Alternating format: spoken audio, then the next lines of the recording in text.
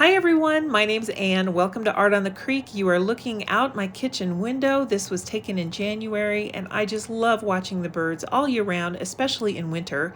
Here are some vireos, I believe, at our suet feeder. And I thought what we could do is devote the month of February to painting the winter birds that come and visit my yard. Are you ready? Let's get started.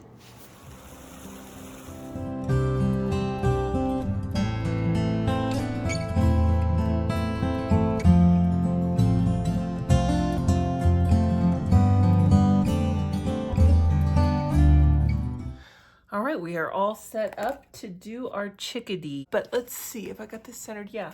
I found the cutest picture on Pixabay. Now, there's a reason that we're using pictures from Pixabay, even though these birds come to my backyard all the time. Every time I try to take a picture, especially of the chickadees, they either fly away or it's not in focus enough for us to use. So I did find a really good one here on Pixabay, and I thought we could use that because this little chickadee here, on the one we're going to use, is so fat. He's just super chubby, and I thought that was so cute. And let me zoom in a little, let you see what I'm drawing here. Have I placed the eye right? I got it just a little bit too high. Let's fix that. Here's my eraser. When you're drawing, you want to compare where the location of something is in relation to something else. So his eye here is, first of all, not actually round like I had it before. A little bit of a teardrop shape. And it's about level with that, what would that be, his jaw? The back end of his beak here. And there is a highlight. I want to mark that in right now while I'm thinking of it, right there. And let's see. He's got the cute little black cap that comes around and goes up here. I thought it was going to go all the way up here, but it didn't need to. You know what? Yes, it does. It goes higher. Oh my gosh. I need to listen to my own advice. Okay, so in relation to this part of the eye, the peak of the black is right up here. There we go. And then we've got some of those feathers that come down. And let's see, he's just adorable. He has this roundish back. And then these are the top of these kinds of feathers. I don't know what kind of feathers these are. I don't know which ones are flight feathers. I don't know which ones are, downy feathers. I don't even know what to call it. But this is the wing. I know that.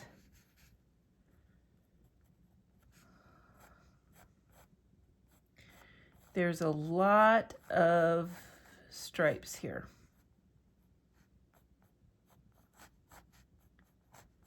I'm just going to do that. And then his little tail comes out back here.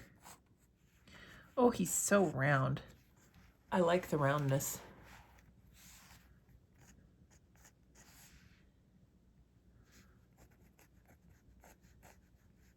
We've got some cute little downy feathers coming off of him here. We can put those in at the end. So sweet. All right, and he is casting a shadow over the branch. So I'll zoom back out so you can have a full view of the page here. And our branch is fairly smooth this time. Kind of nice. Taper it just a little as it goes away from us.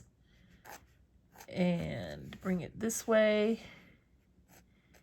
Here and here is where it has some texture. Just kind of making some squiggly lines there. Basically some scribbles. And we'll fill these in as we go. But, this part is optional. You certainly don't have to do this right now, but I wanted to kind of draw that lichen-y effect in there so that I'd remember to do it.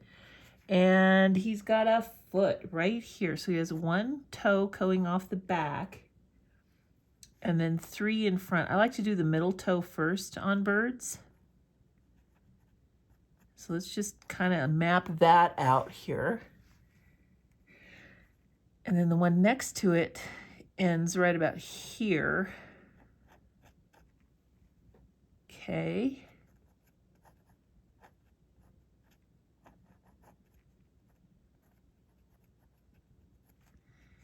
And then there's one right in front of that that ends right about here. And they all have claws. Nails? Claws.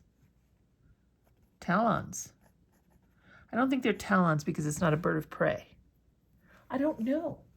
Gosh, you feel like I just, you know, sometimes I think maybe I should have gotten that degree in biology after all. My degree is in English. And I love it. Very glad I did it. But boy, there's a lot of times when I wish I knew the scientific names to things that I'm looking at, because then I could explain them more accurately. It would also make me really good at Jeopardy. I'm going to give him a leg here. I'm not, or a toe here rather. I'm not quite sure. I see one, but I'm going to give him one. All right, so that is all we need. Oh, no. We've got more. So sorry. This comes up over his beak. And he's got the little white here that comes down to his chin strap. That's what I'm going to call it. Comes down to a little point right there. And then around. So we've basically got the shapes of the colors mapped out, which will be great. And then we can work with that as we go. I'm not going to make the lines lighter this time. I'm going to leave them like they are, so that you guys can still see them as we're painting. Make sure my tape is down here.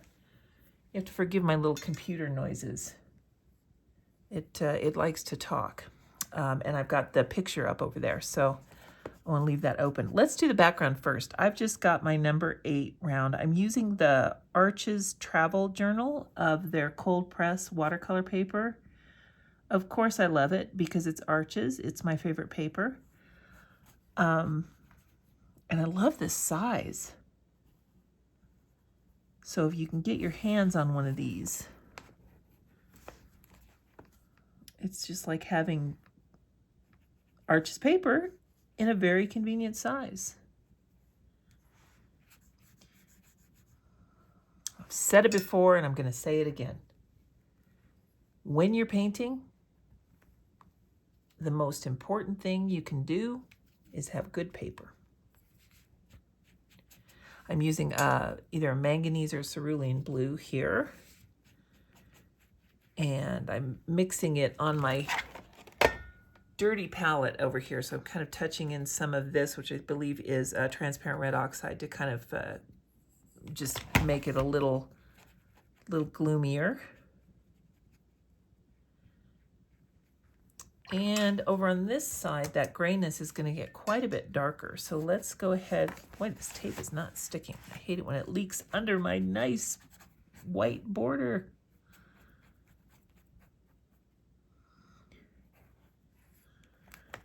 Let's see if we can come in here.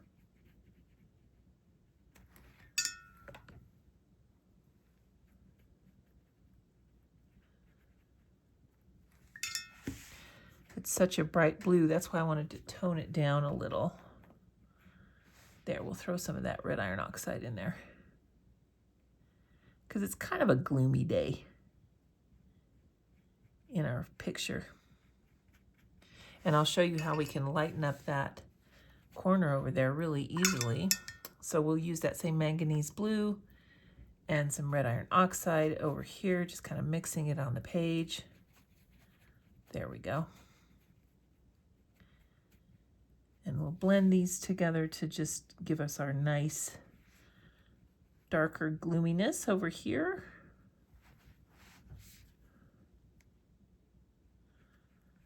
Going really close to our bird, but not going inside of him.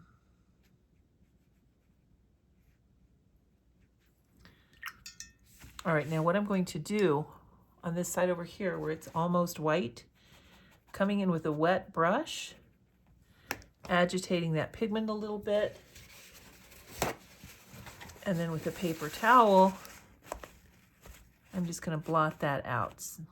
Just I've got a shape on the paper towel there and just kind of touching it where it's going to come away. And now let's wet this side down here and do the same thing. I've mentioned this before too, when you're working wet on wet, especially if you're in a dry climate like I am, it's a lot easier to do it in sections than to try and do the whole thing. And when you're running into something like this, where you have his feet hanging over what will be a lighter background behind it, you can just paint right over that. You don't need to worry about going around it like I want to here with this licheny branch, because you're going to paint a darker color over that. So that's going to be just fine.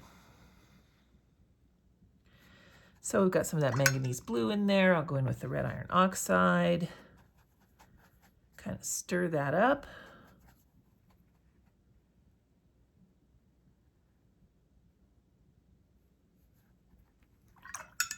Rinse off my brush and spread this blue around.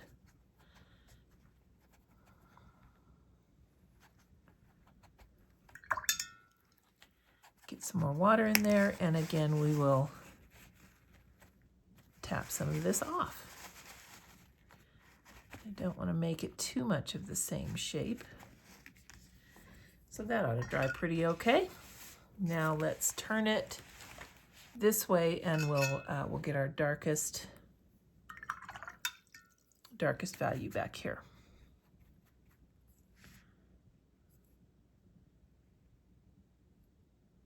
Okay, getting this corner wet just with some water. It doesn't have to be clean water now, although our water still is pretty good. Sometimes it is beneficial to have a rinse water and a clean water. But for this particular painting, I'm not seeing a need. I'm tipping this to see. You want to have an even sheen on your paper when you do wet and wet. And I just am trying to see if I got that even. And so I'll go in with a fairly heavy level of the manganese blue there, some red iron oxide, and more blue, and we'll mix that up on the page. I like to finish it out with a blue on the end because we kind of went more blue as we went that way. So let's see here. A little bit too much water, so I'm taking my brush and picking up some of the water. You can really see that happen here. Do you see how the pigment disappears near the brush? Gets lighter. And then what you're going to do is blot it off on a paper towel. And this is what we call a thirsty brush, because it will pick up excess water. So I'm using that damp, thirsty brush to just blend this around the bird here. Still mixing that pigment on the page.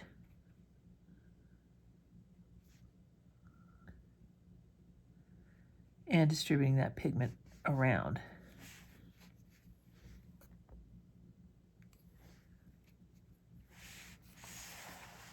Kind of like that. Let's get this a little bit darker here.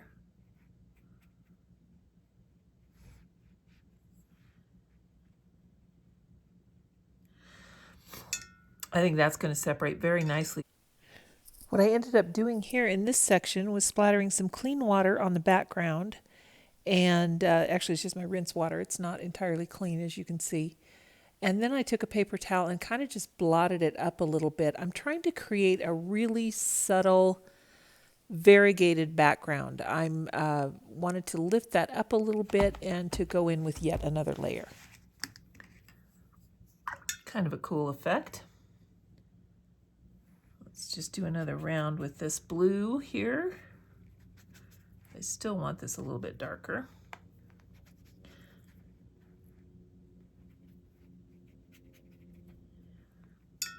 And we'll go back into that red iron oxide. You'll see as I blend my pigments here for the background that I'm going quite dark. Don't be afraid to go several shades darker than you need. Whenever watercolor dries, there is a color shift, and it will dry a lot lighter than what you're seeing as you put the pigment down. As long as you can still see that variegation of color underneath there, it will dry quite nicely, and we should be able to end up with the effect that I'm looking for. Let's see how it turned out. And then again with that wet brush, we'll just spread that around.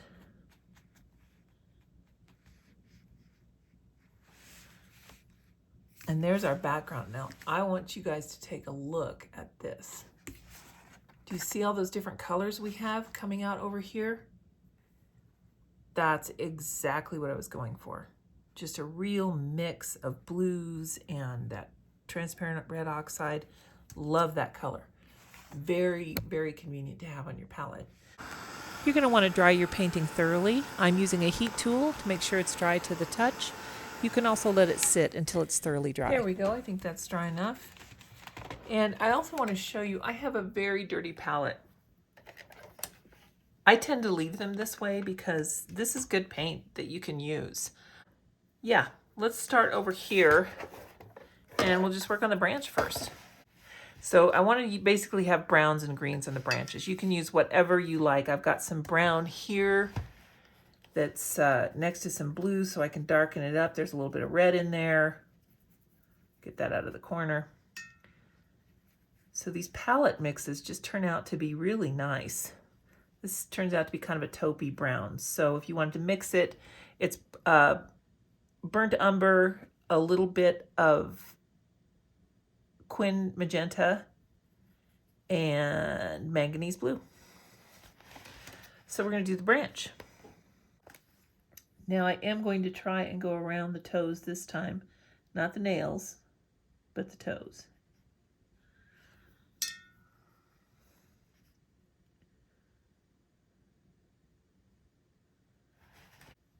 And now for this part, I'm just going to do a very light wash of what I'm doing. Same color, just have it watered down. Try and stay in the branch. All right, now with a darker mix, and over here I have some indigo, so that will work well. That's just good and dark. It just has to be dark.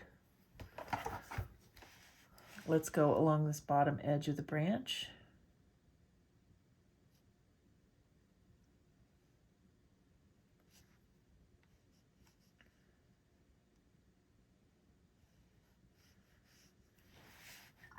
And then we'll come in with a wet brush that we've blotted off. And I'll turn it this way.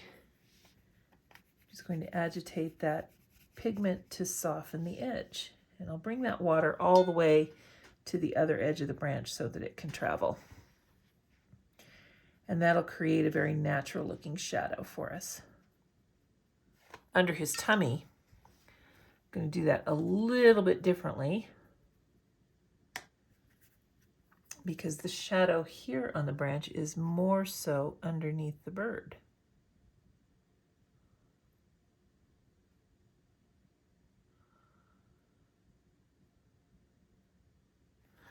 So got that one like that, and then let's do, here's some more dark over here, a very thin line of it here for the bottom shadow. And let's see, for this interesting lichen over here, let's use some very dark, and that's on this palette over here. This is a mix of indigo and burnt umber, which really makes a nice black. When you're mixing your colors, you want to kind of stay within the same range, because what that will do is to really create a color harmony for you.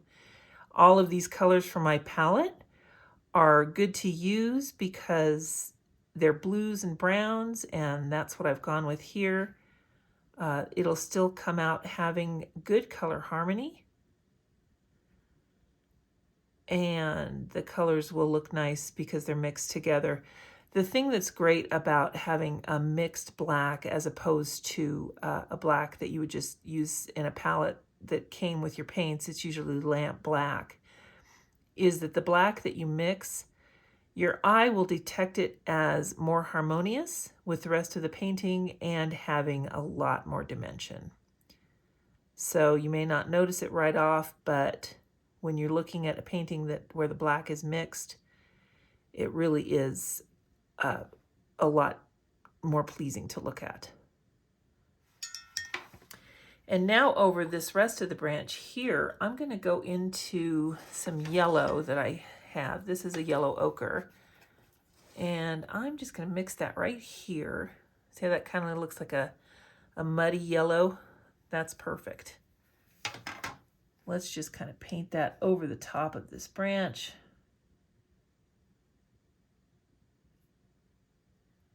Pretty thin wash of it. The whole width of the branch. Go back into that black. Pick up some of this blue next to it.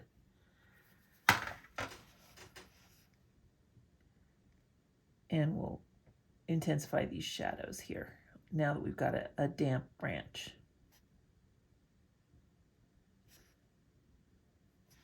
And this time, instead of keeping the branch smooth,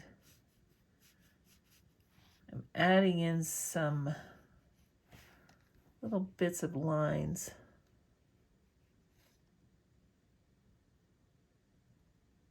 There we are. Now I'll pick up some of this green. And I'm just kind of going to put it in on this licheny part, just little bits here and there. Not covering the whole section of it. Let me set this down and I'll zoom in. Let's do this the traditional way. I'm just kind of dancing around in those shapes.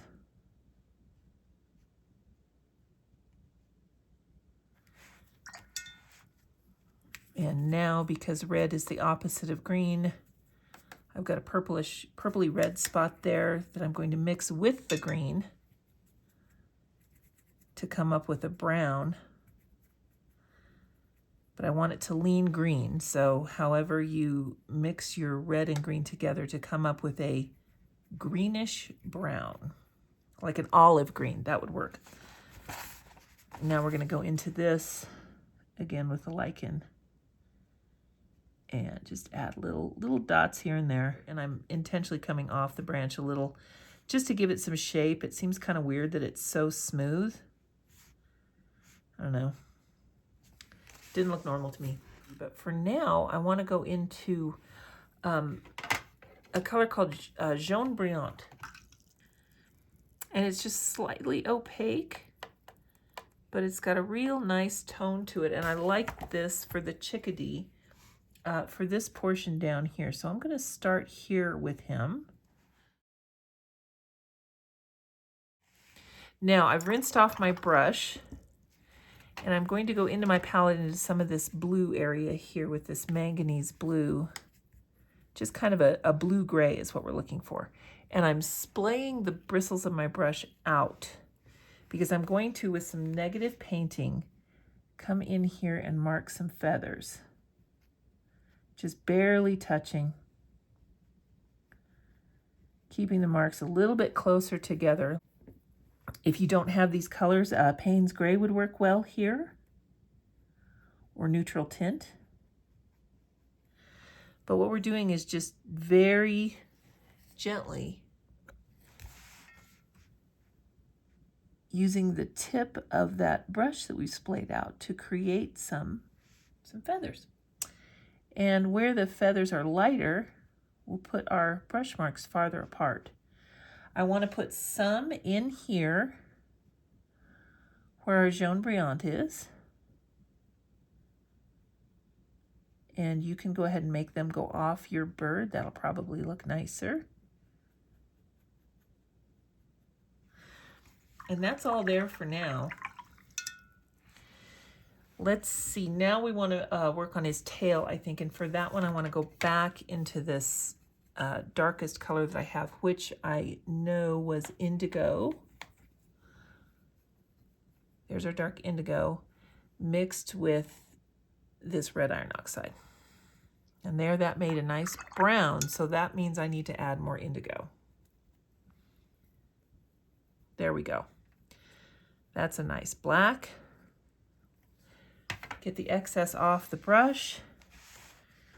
And now let's go in and do this tail feather that's on top. And you can see where I was a little squiggly with the background, I can go right over that and just clean that up.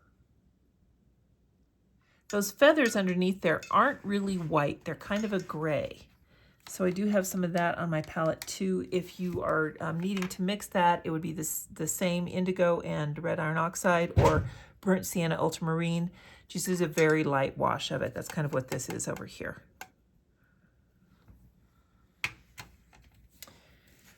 And I'm going to fill in these feathers with this lighter gray here. There, and that will be the lightest for the tail feathers. And I'm going to go ahead and do that same step on the wing. A very watery Payne's gray if you're using colors that aren't still on your palette.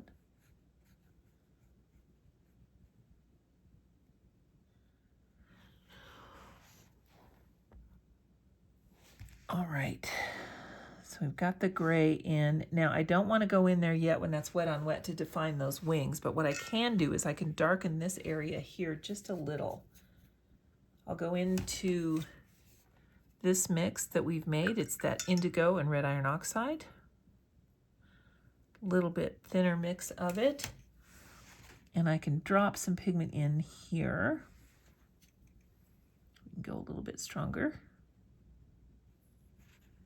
Just because it's darker back there. And he does have a little bit of darkness right here. And then there will be some feather lines in here. Now with that same dark mix, let's mix some more of it. Got more indigo.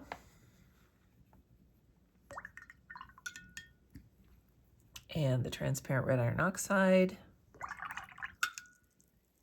Back to the indigo. You can see why I keep using these colors up, because I need them. I don't want to clean this off and waste all this paint. Let's see, in looking at his face and throat, and I know I've got this tipped, let's just start here. And I don't have my bristles splayed out, but I am using a feather stroke motion, pulling down in the direction that his feathers grow.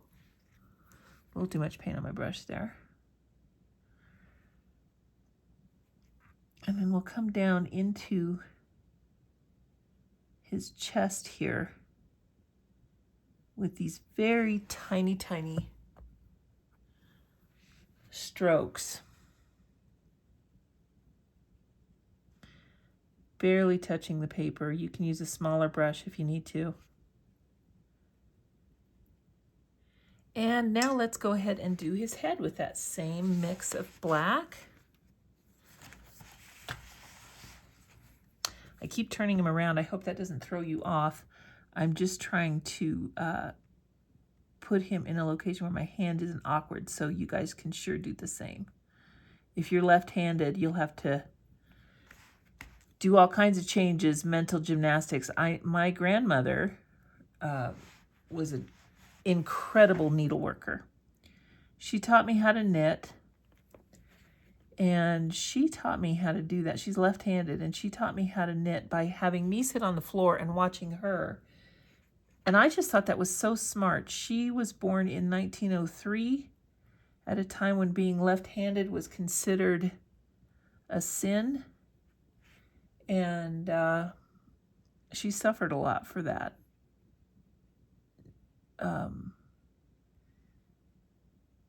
You know, that's the way times were. And she sure rose above it.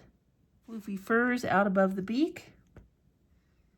And I want to leave just a little bit around the eye. So very, very carefully putting a stop line for myself. And through this whole process, I am moving the brush in the direction that the feathers grow. Trying to.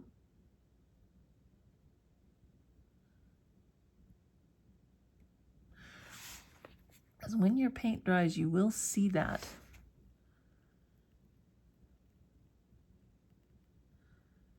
Now we'll go back in and add just a wee bit more.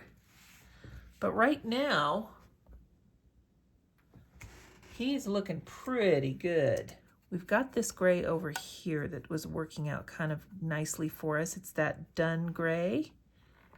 And we're gonna splay the brush out again. Get this going here so I can get it to display right. There we go. And now we're gonna come up into his cheek area.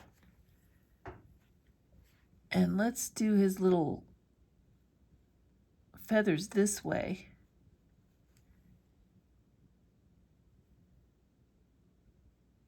He's quite stylish.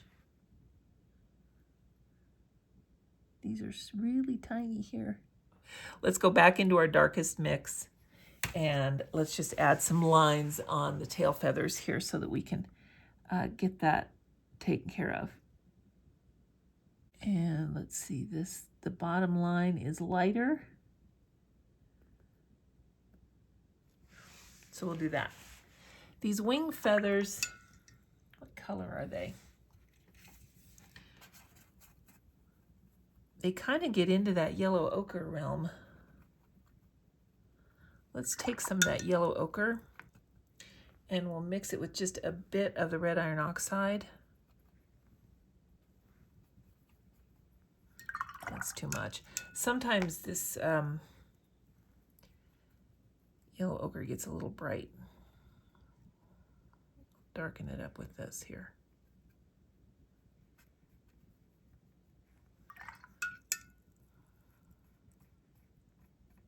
There we go. That's about the color I'm looking for, this middle section here. And I'm moving the bulk of the pigment down because I don't want very much of it. Blot off my brush, pick up just a little bit of it, blot it off again so it's not too heavy. And I think what I'm gonna do is just kind of go over this area with a little glaze. Okay, I know that's not the right color yet, but it will be. His wing down here. I think I need to do that so that I can anchor what I'm looking at. So more of the dark mix. And again, that's that indigo and the red iron oxide. Let's do this part of the wing here.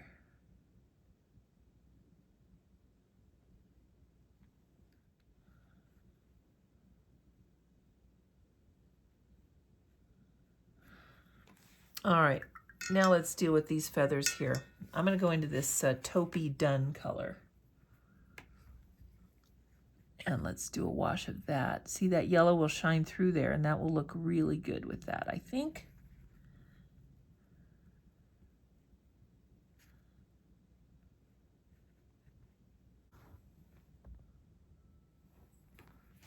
A little clean spot on my palette. Going into that Hansa yellow. And I just want a really thin wash of it. There we go. Just brighten this up just a little bit. And now I will splay the bristles out and blend that in. I am going to switch to a smaller brush. I know, shock, shock, shock. Which one do I have here? This is number 3. Just lovely. And I'm going to go on his feet on the part that is this way.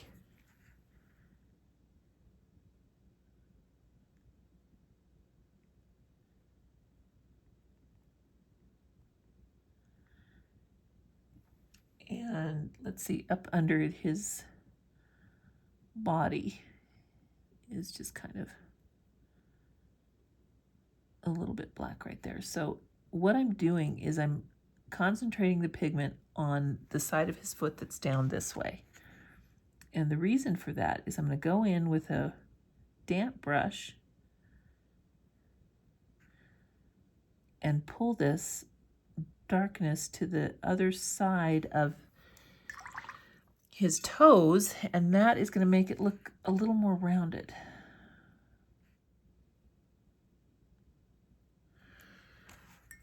There. Now for the beak. Let's see. We've got a light gray right here in the corner. So I'll continue in my mixing area here of the indigo and the red iron oxide. Sorry, I forgot what I was saying there. So I've got a very light wash of it.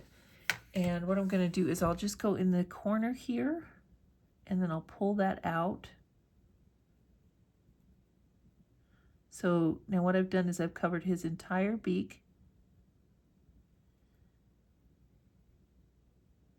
There we go. I wanted to make it a little bit longer in that light gray. I'll let that dry just a touch, but before I go back in there, I'm going to use this same dark that we mixed and go ahead and do the eye. Now remember, I'm leaving a white ring around there.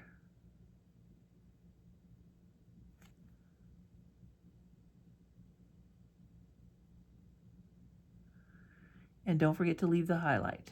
And I believe that the eye does connect over the highlight, so let's do that. There, now you can see where we need to darken up his cap. Splaying out the bristles again. And now let's be very careful of the eye because it's still wet, and we'll give him some more feathers.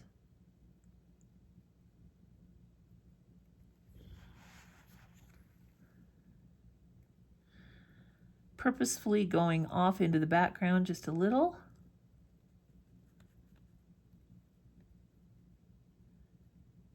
And coming into his other feathers as well. Let's see, we want to get close to his beak here. And let's add some darkness to his chin while we're at it. All right, we'll let that alone for just a minute. And now let's tackle this here for one final push. Just going in with a lighter gray. Pick up a little bit of that yellow next to it to kind of make it toward the tan. And very softly, we'll just fill in these feathers like so. Now we'll let that dry, but I don't know if you can see, there's all kinds of color dimension in there. We've got the blue and the brown and just about everything happening. So that is gonna work out really nicely. Splay out my bristles, and we'll follow this down like so.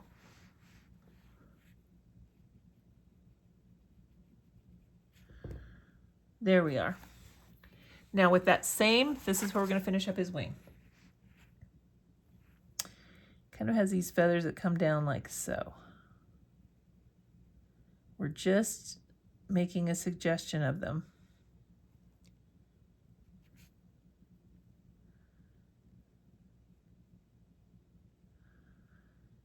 The feathers themselves are just a little bit longer.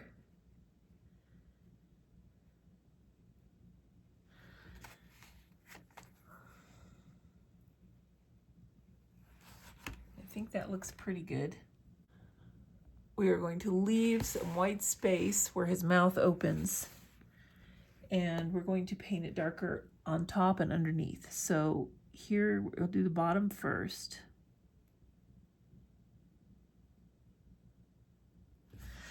And now I'll turn him around.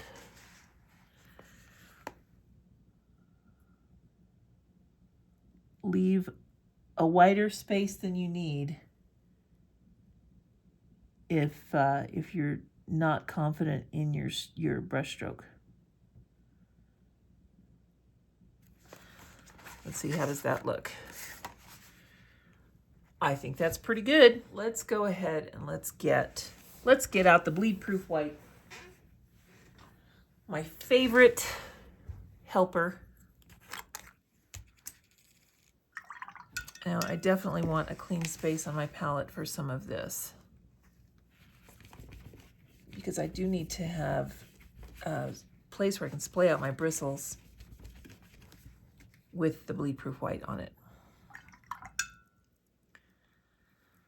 So we'll get a good amount of the bleed-proof white. There we go. Make a nice puddle of it. There's two ways we can do this. I will show you with the number 3. Go back to the number 3 brush. Pick up some of that bleed-proof white that we made the puddle. And let's just do these wispy hairs here. When you add the wispy hairs, you want to make sure that they're not going all in the same direction. Starting with the ones that go off. And so that doesn't look like a line of,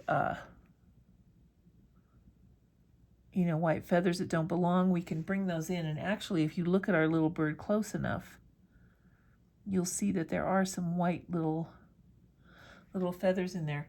In fact, I'm not crazy about this here right now. So let's bring some of these white feathers down.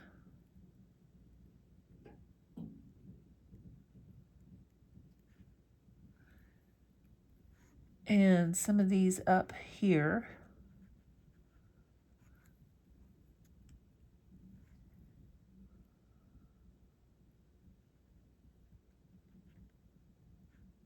And if I can imagine where these feathers are, there. And now, just so I don't overwork this, let me get into the black. And I'm just gonna cut in here with some negative painting to just kind of separate out these feathers. There, I think that is just a little bit of an improvement.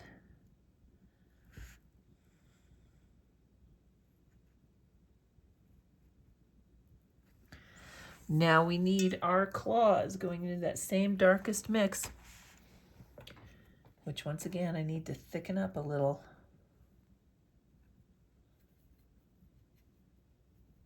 Perfect. If you don't have red iron oxide, you can, I can't remember if I mentioned this, you can use indigo and burnt sienna, or indigo and burnt umber, or you can use ultramarine blue and burnt sienna, or ultramarine blue and burnt umber. There's 1 claw, 2 claws, and 3 claws. Now we'll do this one here. We have 1, 2, and 3. And back into that bleed-proof white, I want to add some highlights on the knuckles here.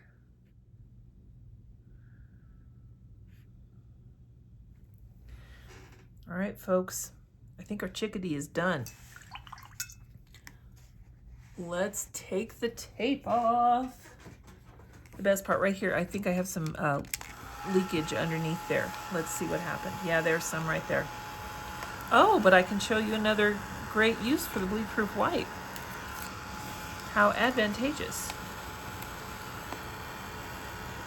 I always like to use a heat tool when I remove the tape, because even though it's washi tape or painter's tape, or even if you use the delicate surface tape, I just don't want it to take the paper up.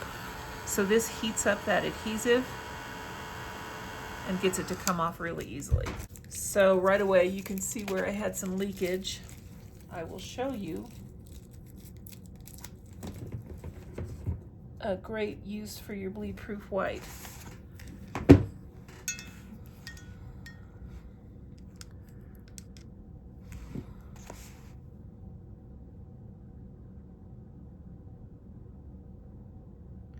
There you go, like it never happened.